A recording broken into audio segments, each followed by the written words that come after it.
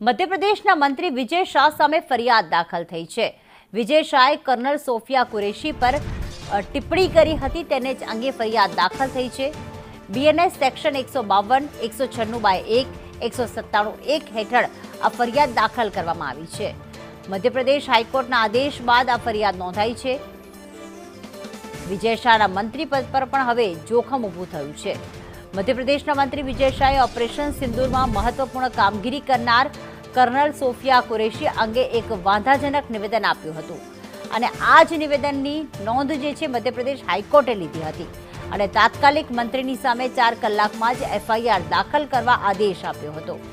બીજી તરફ લોકોએ પણ સોશિયલ મીડિયા પર મંત્રીના વાંધાજનક નિવેદનની ભારે ટીકા કરી હતી અને આખરે મંત્રી વિજય શાહ સામે ફરિયાદ તો દાખલ થઈ છે, પણ સાથે સાથે જે તેમના મંત્રી પદ છે તેના ઉપર પણ જોખમ ઊભું થયું છે।